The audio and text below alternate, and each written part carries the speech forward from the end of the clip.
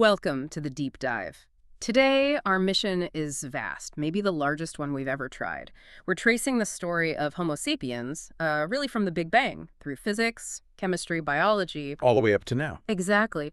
All the way to this really imminent question of whether our species is about to, well, replace itself with something new, something engineered. It is a huge arc to cover. Right. Because, we start with an animal that was, frankly, insignificant. Think about 13.5 billion years of cosmic history. Right. And then just 200,000 years ago, our ancestors pop up in East Africa. Just another animal, really, on the fringes. So our focus today is trying to figure out how that animal, that marginal creature, managed to conquer the whole planet and now stands on the verge of becoming something like a god, designing itself. That's the puzzle. How did that happen? And we're going to look at, I think, three key things to understand this. This miracle, really. Yeah. And its downsides. Okay, what are they? First, the secret of how we cooperate flexibly, but in massive numbers. That's crucial. Flexible mass cooperation. Got it. Second, the surprising cost of all this progress, what it meant for individual lives, not just the species as a whole. Ah, the paradox of progress. Yeah. And finally, how intelligent design, our intelligent design seems poised to end the whole Sapiens era. Okay. Big topics. Where do we even start? Well, we have to start with the family. The family secret, you could say. The one people kind of like to ignore. Which is? The simple biological fact. Homo sapiens is an ape, a great ape. Right. Part of that family. Our closest living relative is the chimpanzee. We shared a common grandmother with them just, 6 million years ago? Which sounds like a long time, but in evolutionary terms. It's nothing. A blink of an eye. And for a long time, we weren't alone in the human category, were we? The genus Homo was actually pretty crowded. Oh, absolutely. The word human really means belonging to the genus Homo, and there are lots of us, lost siblings you could call them. So not like a straight ladder of progress with us at the top. Not at all. More like a branching bush. Think about the Neanderthals. They evolved mostly in Europe and West Asia, very different from us. How so? Bulkier, much more muscular. Their whole build was adapted to survive the harsh ice age conditions in Europe. Super capable, super strong. But they didn't make it. No, they were gone by about 30,000 years ago. Completely extinct. Then there's the one that lasted the longest, Homo erectus. Upright man, yeah. They spread across East Asia, mainly. And they hold the record for durability. Close to 2 million years they survived. 2 million? That's hard to grasp. It's incredible. A record we, Homo sapiens, are very unlikely to break, by the way. We've only been around a fraction of that time. And there were others too, right? Smaller ones. Yeah, fascinating ones, like Homo floresiensis, the so-called hobbit species found on the island of Flores in Indonesia. Tiny, weren't they? Only about a meter tall. Probably insular dwarfism island environments sometimes do that. But here's the thing.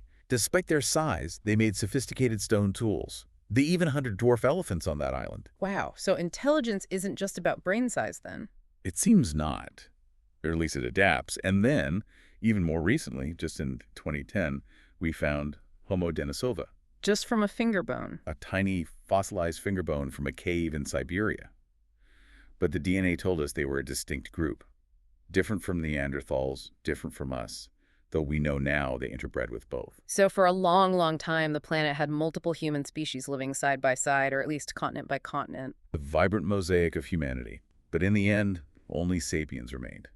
And we made the leap. Which brings us back to that insignificant animal phase. Because it wasn't our big brains or tools that immediately put us on top, was it? No, and this is crucial. It goes against our ego, maybe. For 2 million years, those things, bigger brains, making tools, living in social groups, didn't make early humans dominant, not at all. So what was life like then, before the big changes? It was tough. We were pretty weak, really. Marginal creatures, mostly gathering plants, nuts, insects. And meat. A lot of it came from scavenging, eating leftovers, waiting for the lions or hyenas to finish their kill, then darting in to grab what was left, bones to crack for marrow, maybe some scraps. So more like vultures than lions? In a way, yes. Early human history is the story of a rather fearful scavenger, clinging to the edges. But then something changes. Around 300,000 years ago, fire enters the picture. Yes, and this is arguably the first major gulf between humans and all other animals. How so? Because it gave us control over a force outside our own bodies, a potentially limitless force. Think about it. Any other animal's power is limited by its physical design. An elephant is strong because it is strong. Right. Muscles, tusks. But a single human, even a small one, with a burning stick, they can control immense power. A small band could burn down an entire forest if they wanted to. Unrestricted by their own physical strength. Exactly. It's control over an obedient, external, potentially exponential force. It's the first sign that humans weren't just reacting to nature, they were starting to, well, manage it, manipulate it. Okay, so fire is step one. But the really big accelerator, the thing that defines sapiens, seems to be the cognitive revolution around 70,000 years ago, language. That's it. This is where history truly kicks off for us. And there are a couple of main theories about why our unique kind of language evolved. What are they? Well, the simple one, theory one, is that language developed to share information about the world around us. Careful, there's a lion near the river, or the fruit trees over the hill are ripe. Practical stuff. Makes sense. Survival information. It does. But theory two, the gossip theory, is maybe more revealing about us. Gossip. Like office politics for cavemen. Sort of. It suggests language evolved primarily to share information about other humans. Who's reliable? Who's cheating the group? Who's sleeping with whom? Who holds a grudge? Social information. Keeping track of relationships. Exactly. Because cooperation depends on knowing who you can trust. And this kind of social mapping is incredibly complex. And there's a limit to how much of that you can do directly, right? The famous 150 number. Right.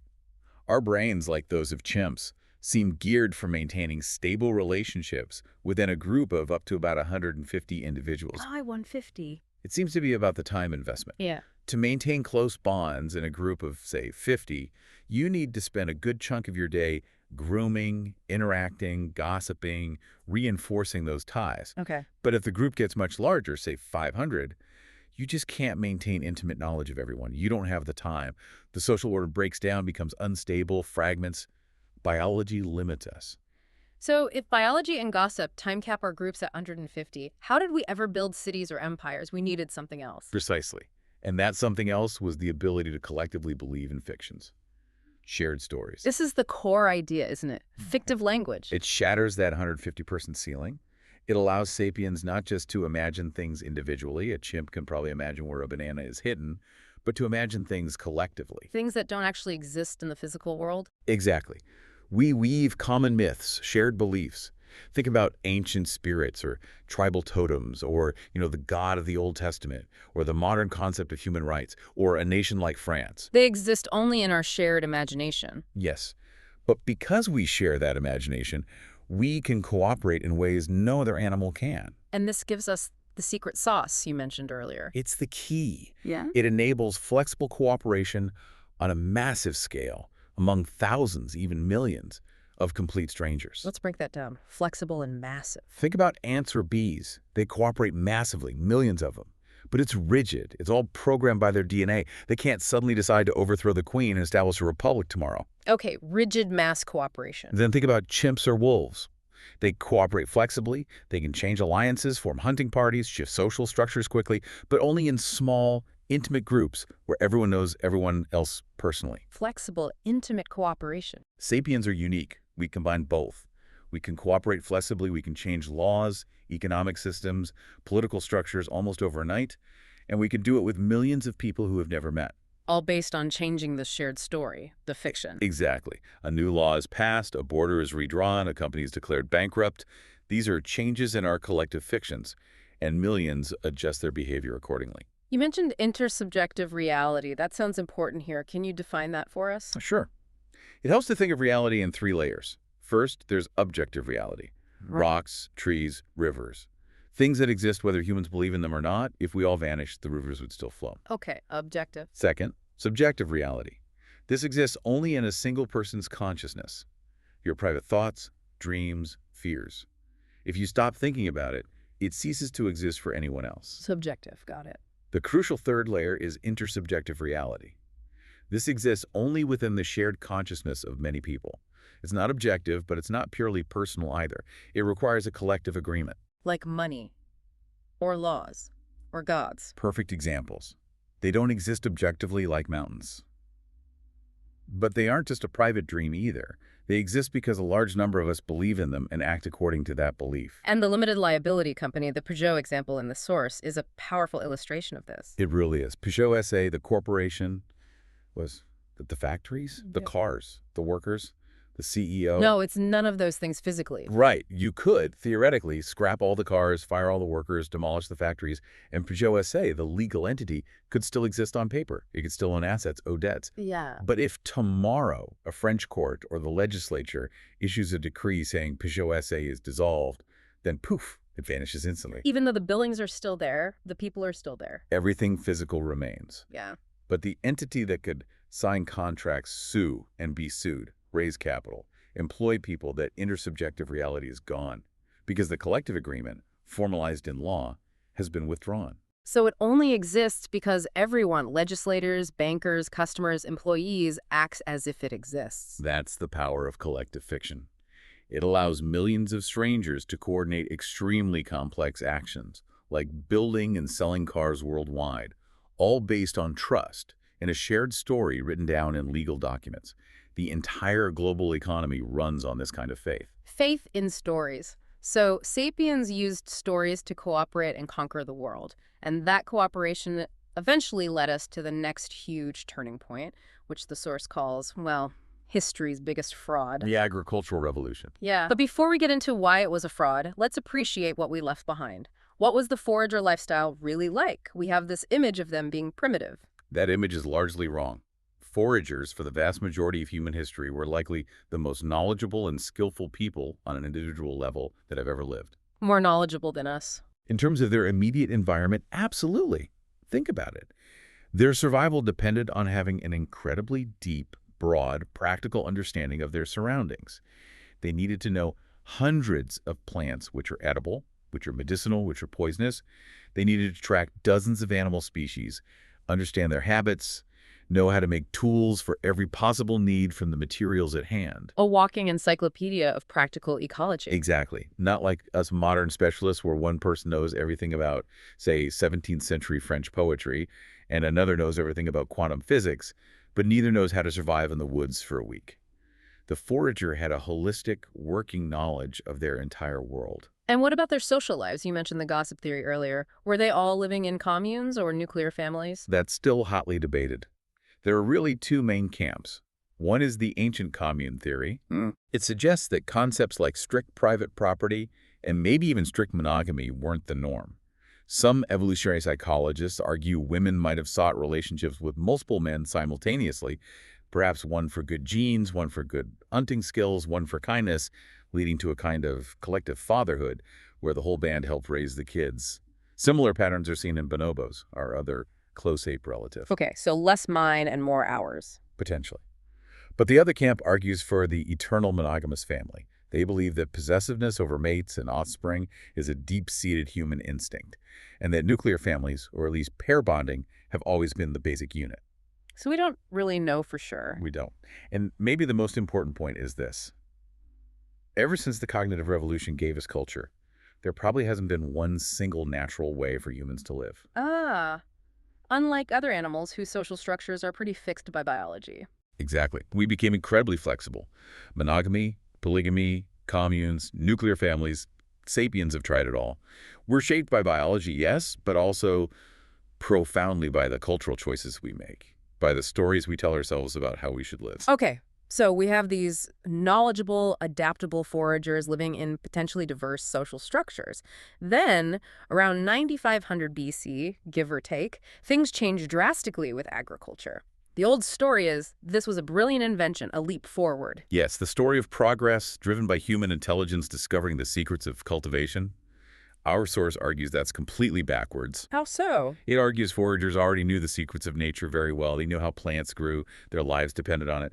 The move to agriculture wasn't a smart move born of new insight. It was more like a trap. History's biggest, slowest fraud. A fraud. Who are the fraudsters? Not people. No. The source argues the culprits were a handful of plant species. Wheat, rice, potatoes. The plants were the fraudsters. Think about it from the plant's perspective. Take wheat. Originally, it was just a wild grass, confined to a small region in the Middle East. Right. Now, wheat covers about 2.25 million square kilometers of the planet's surface. That's roughly 10 times the size of Great Britain. From wheat's evolutionary point of view, it's one of the most successful species in Earth's history. Okay, so wheat did great, but the fraud part. The fraud is that wheat achieved this incredible success by domesticating Homo sapiens, not the other way around. Wheat domesticated us. In effect, yes. We thought we were taming it, but it manipulated us into radically changing our lifestyle to suit its needs. We gave up the very diet and relative freedom of foraging to toil endlessly under the sun, clearing fields, weeding, watering, guarding the wheat crop. So we ended up working much harder. Dramatically harder. The average farmer in early agricultural societies had a much tougher life than the average forager. More hours of labor, definitely. And the payoff was a better diet. Right. More food. More food overall, yes, but usually a worse diet nutritionally. Relying heavily on one or two cereal crops like wheat or rice leads to deficiencies in vitamins and minerals. We see evidence of this in ancient skeletons. Signs of anemia, stress, dental problems became much more common after the shift to agriculture. Less variety, more vulnerability, too. Absolutely. Foragers had a diverse portfolio of food sources. If one failed, there were others. Farmers relying on a single crop were incredibly vulnerable to disaster, drought, floods, pests could mean mass starvation. Security actually decreased. So harder work, worse diet, less security. Why did we do it? Where did the extra food go? Well, that extra food didn't necessarily lead to a better life for the average person. Instead, it fueled population explosions. More people living less well. Exactly. More mouths to feed, often at a subsistence level or below.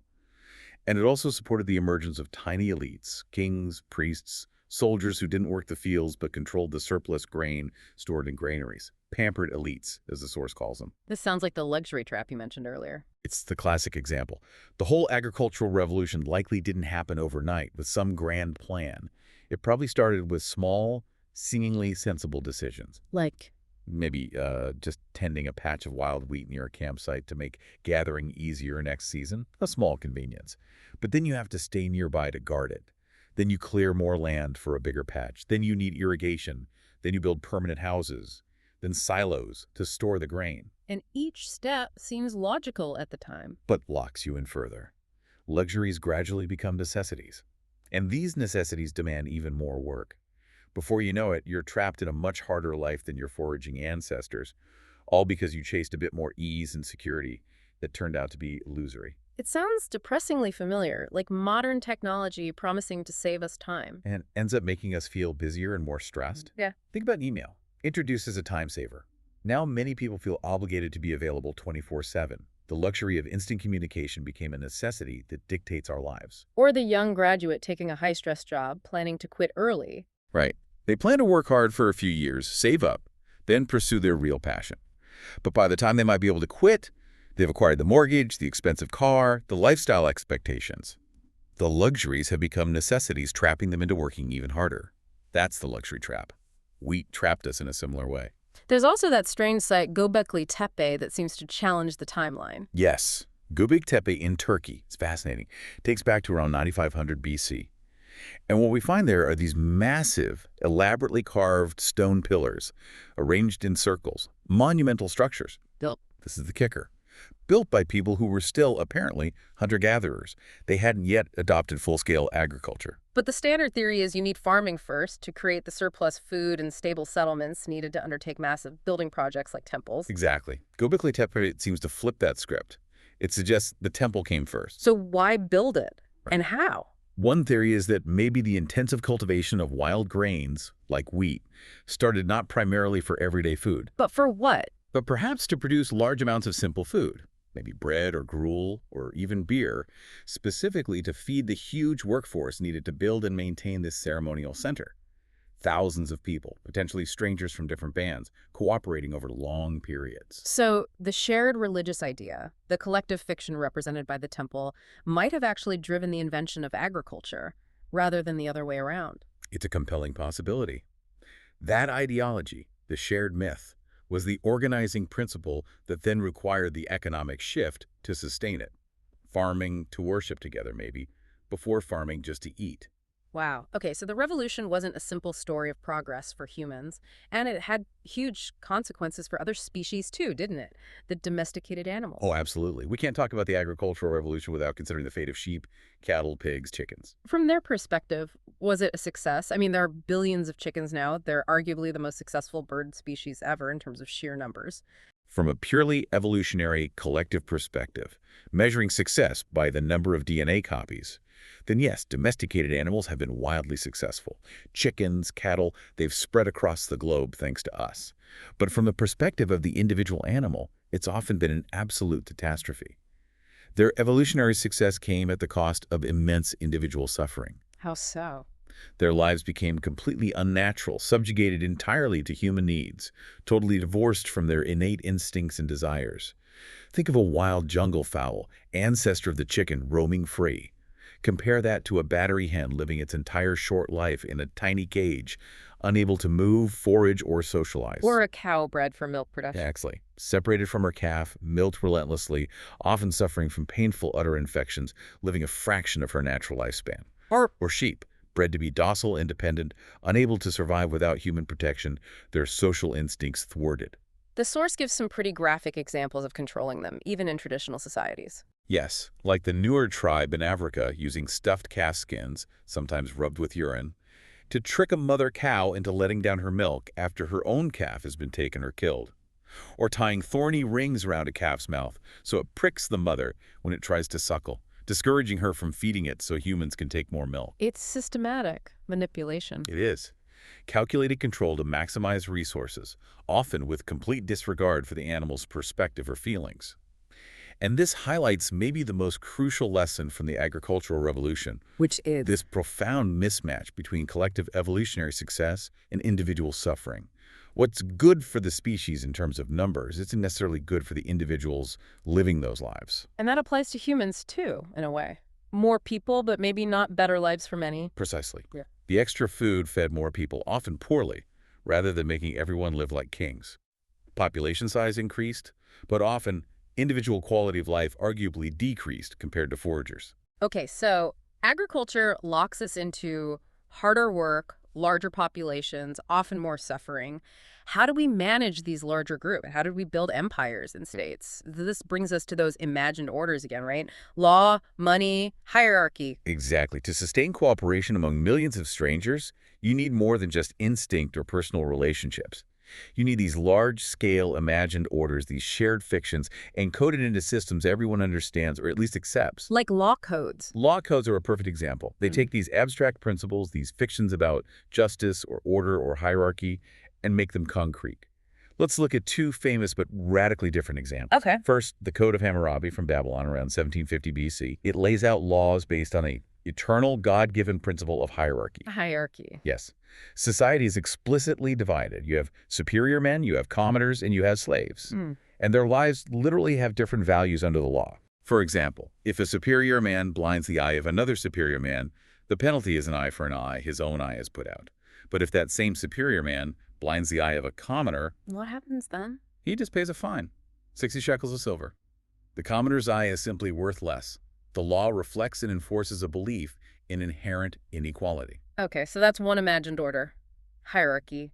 What's the contrast? Fast forward about 3,500 years to the American Declaration of Independence, 1776. This document asserts an eternal principle of equality. All men are created equal. Exactly. Endowed with unalienable rights to life, liberty, and the pursuit of happiness. It's a completely different foundational myth about human nature and value. But the source argues both are myths, both are fictions. Yes, that's the provocative point. The idea that all humans are inherently equal is just as much a product of our collective imagination and intersubjective reality as the Babylonian belief in a strict hierarchy ordained by the gods. Neither equality nor hierarchy is an objective biological fact like gravity. It feels different, though. Equality seems Right. It feels right to us because it's the foundational myth of our society. But we have to remember the context. Many of the men who signed that declaration proclaiming equality. They own slaves. Precisely.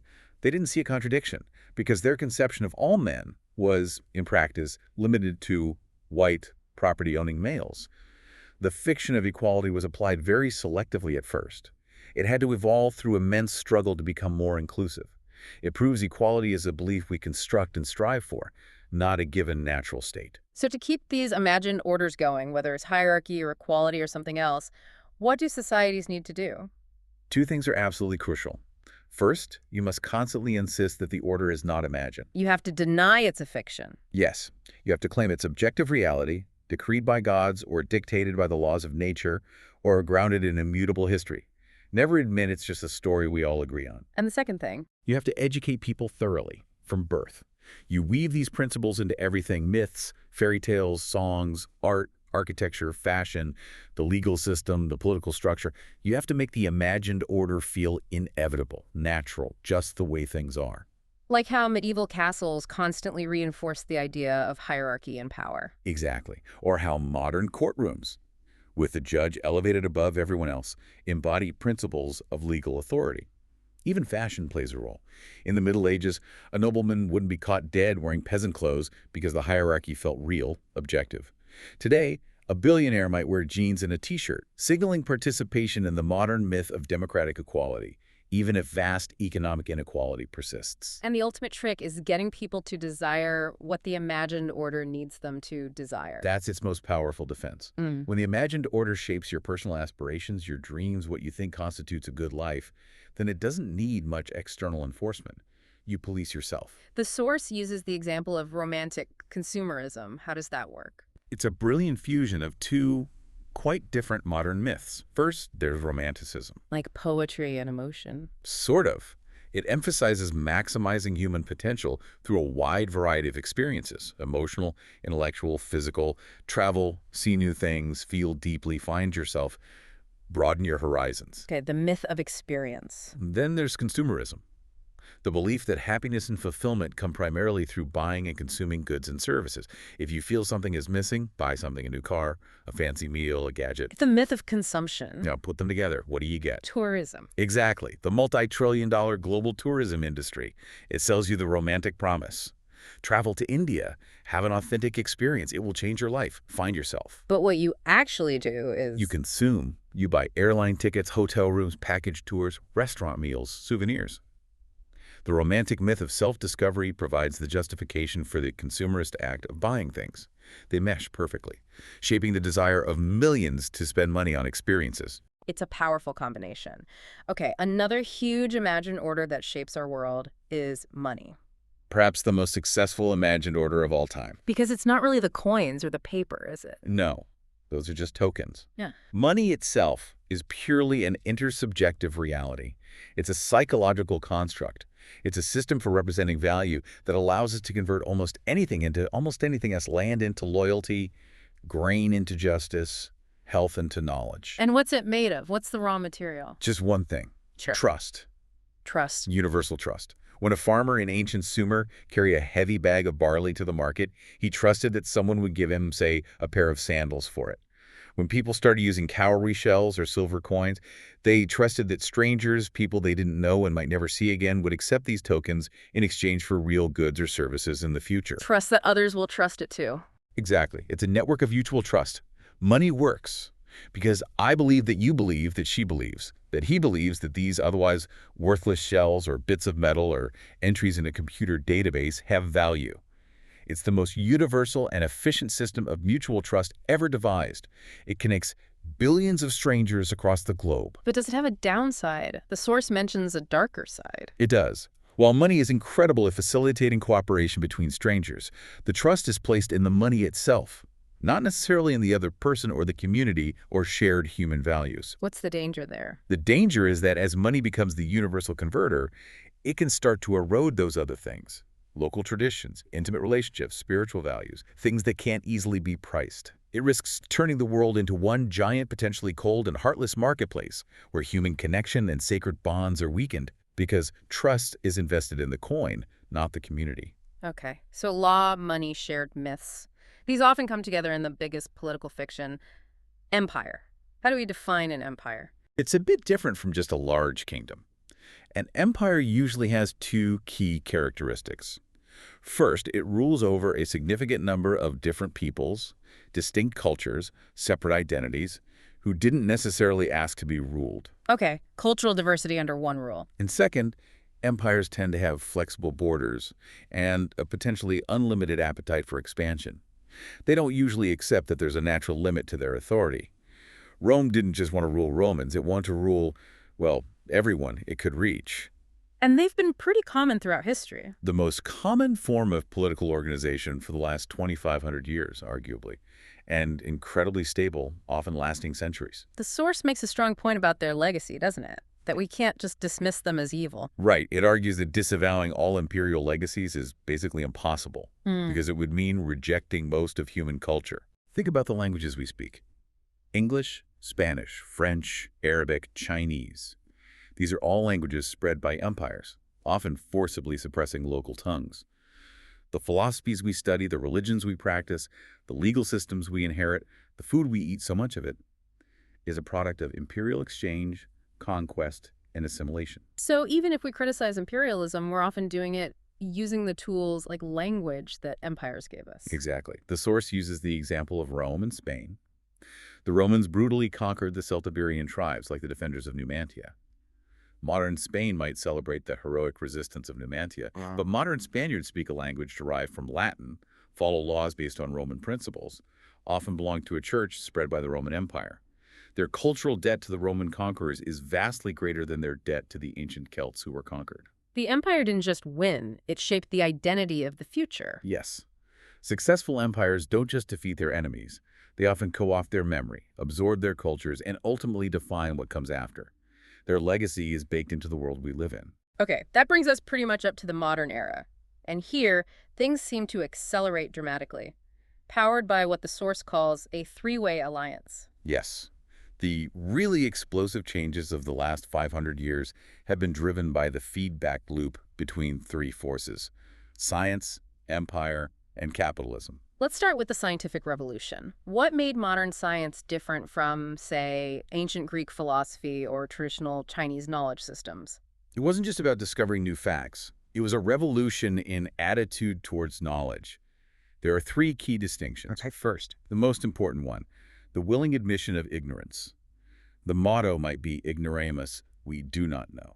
How was that revolutionary? Didn't people always know there were things they didn't know? Not in the same way. Pre-modern knowledge traditions, whether based on religion or ancient sages like Aristotle or Confucius, generally assumed that all the really important knowledge about the world was already known. It was contained in sacred texts or ancient wisdom. Maybe you needed to interpret it correctly, but the answers were thought to be there. So progress meant looking backward to the wisdom of the past. Largely, yes. The great discovery of the scientific revolution was the realization and the acceptance that we don't know everything about the most important questions. And crucially, that the knowledge we think we have could be wrong. It could be tested and potentially overturned by new evidence. This embrace of structured ignorance was the launchpad. Okay, admitting ignorance. What's the second difference? The centrality of observation in mathematics. Modern science isn't content with just tradition or logic. It insists on gathering new empirical observations about the world. And this is critical. It uses mathematical tools to connect those observations into comprehensive predictive theories. Predictive power is key. Absolutely. It's not enough to just describe what happened. Science aims to create models that can predict what will happen. The source mentions the Scottish Widows' Pension Fund back in 1765. Using early statistics and mortality tables, math, and observation, they predicted how much capital they'd need decades later to within £1. That's the kind of power math gives you. Incredible. And the third difference? The goal of acquiring new powers. Science isn't just about understanding the world for its own sake. It actively seeks to use that understanding to develop new technologies, new capabilities, new ways to manipulate reality.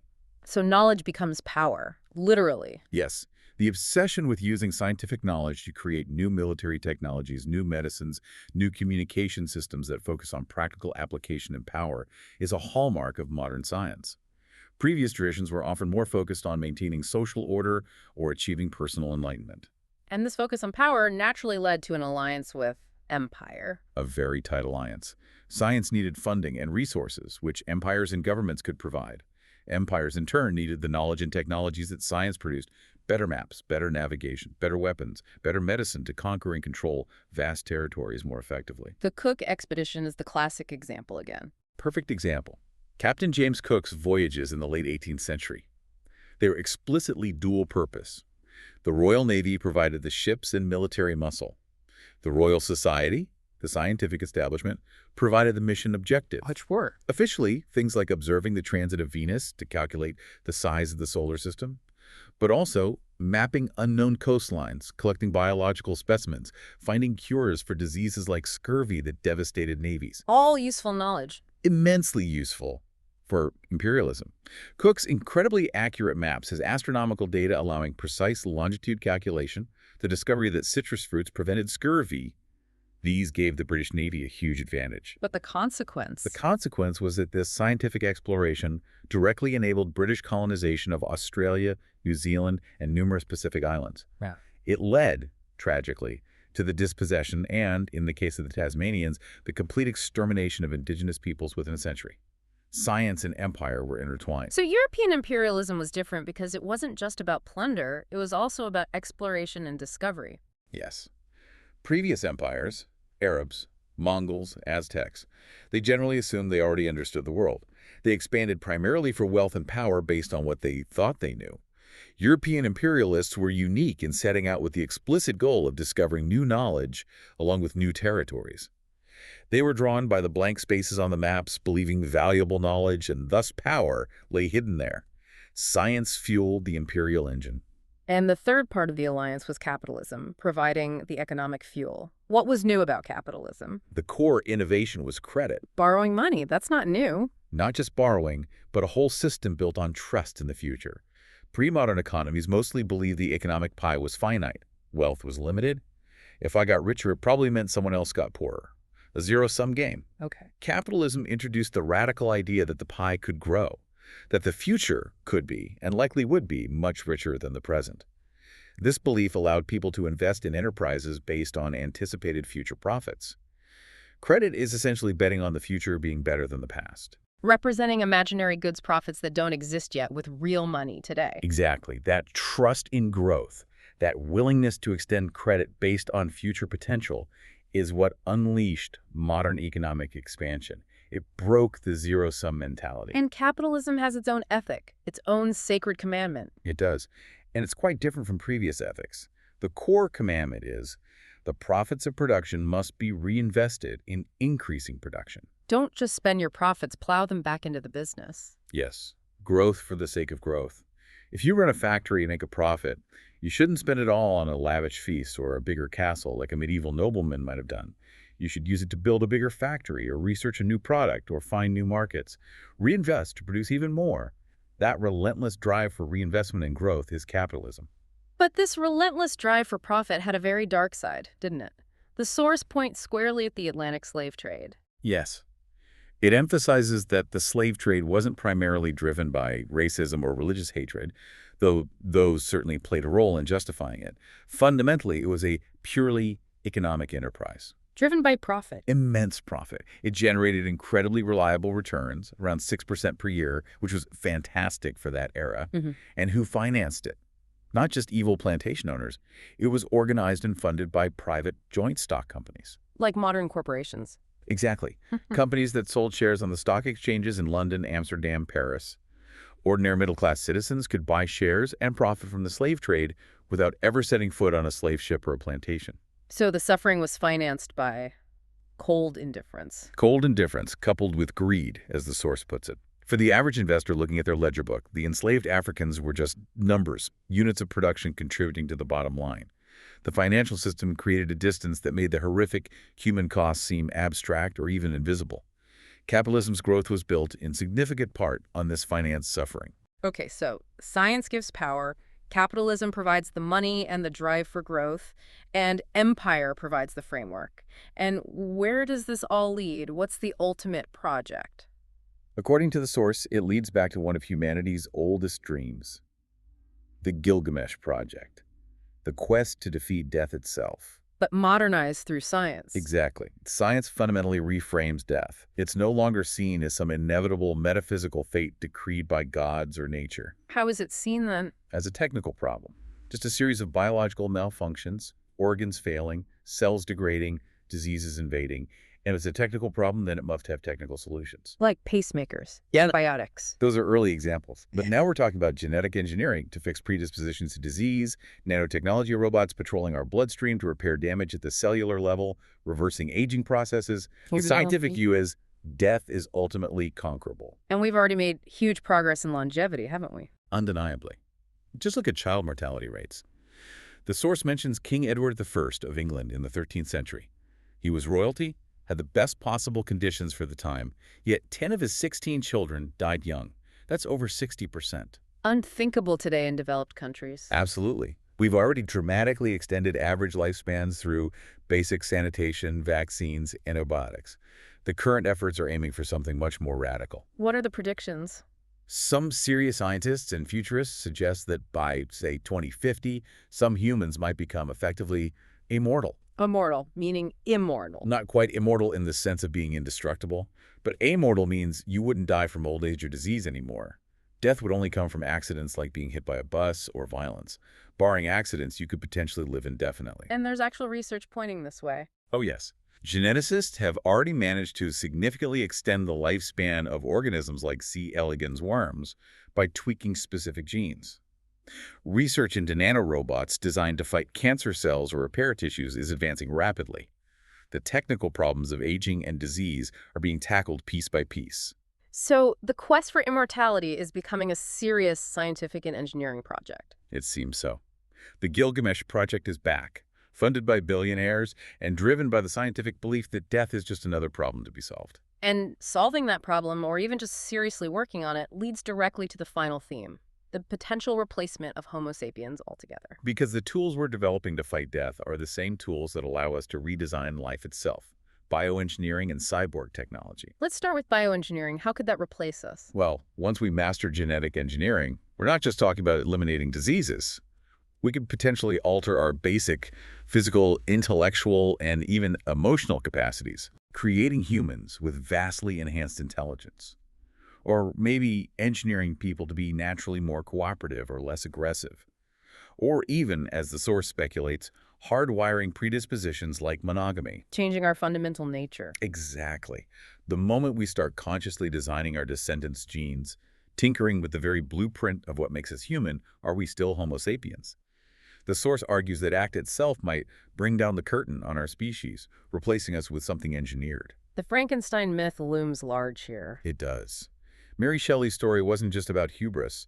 It was about creating a new kind of being that we might not understand or control, a being that could potentially supersede us. And then there's cyborg technology merging human biology with machines. Yes, the integration of organic and non-organic parts. We've gone way beyond simple artificial limbs. This is the cutting edge now. Neural interfaces, connecting brains directly to machines.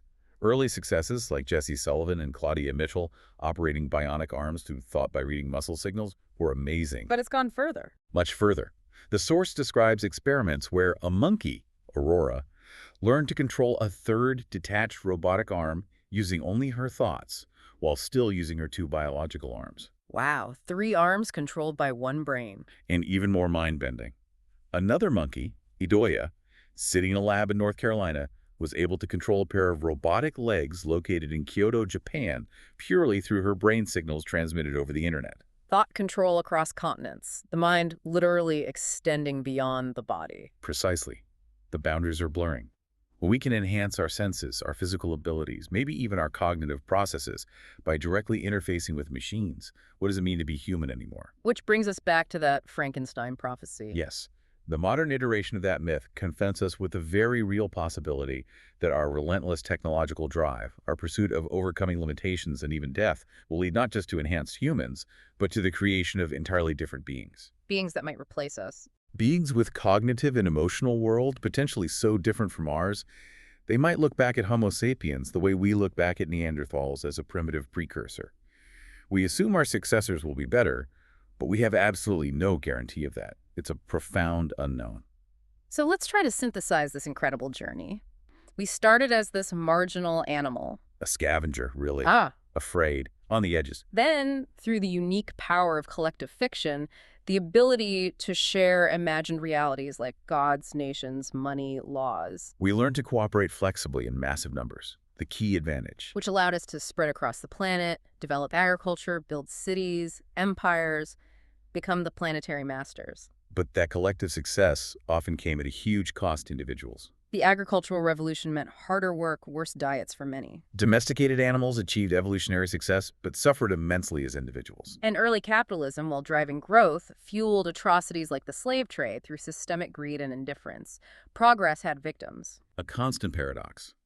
More power for the species, often translating into more suffering for many individuals within it and for other species entirely. And yet, the modern era, despite its problems, is also paradoxically peaceful in some ways. Compared to much of history, yes. The source suggests war has become less profitable. Wealth today is less about gold mines or fields of grain and more about knowledge, technology, complex organizations, things you can't easily conquer and loot. Human capital and know-how. Right. And peace has become more lucrative. Global trade, investment, supply chains, these thrive in stability.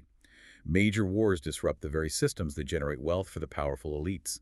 So ironically, the same capitalist logic that fueled some past horrors now often incentivizes peace among major powers. So the whole trajectory, from mastering fire to potentially conquering death, it's all been about gaining control. Control. First over our external environment, predators, weather, geography. Then control over other life forms, plants and animals, through agriculture. And now the ultimate control. Control over our own biology, our own bodies, maybe even our own minds. We're on the verge of being able to engineer not just the world around us, but our fundamental nature, designing the designer. Exactly. We're closing in on the ability to choose our own evolution, perhaps even engineer our desires themselves. And that capability, the source concludes, raises the most profound, maybe the most unsettling question of all for humanity's future. If we reach the point where we can genuinely engineer what we want, what we aspire to, what makes us happy, then the crucial question we face is no longer the relatively simple one of what do we want to become? But something deeper. Something much more fundamental and challenging. What do we want to want? What desires should we choose to have? That is a question to sit with. Indeed. It's about the future of free will itself, about the ultimate meaning of human identity in an age where we might be able to script it. That's the thought we'll leave you with today.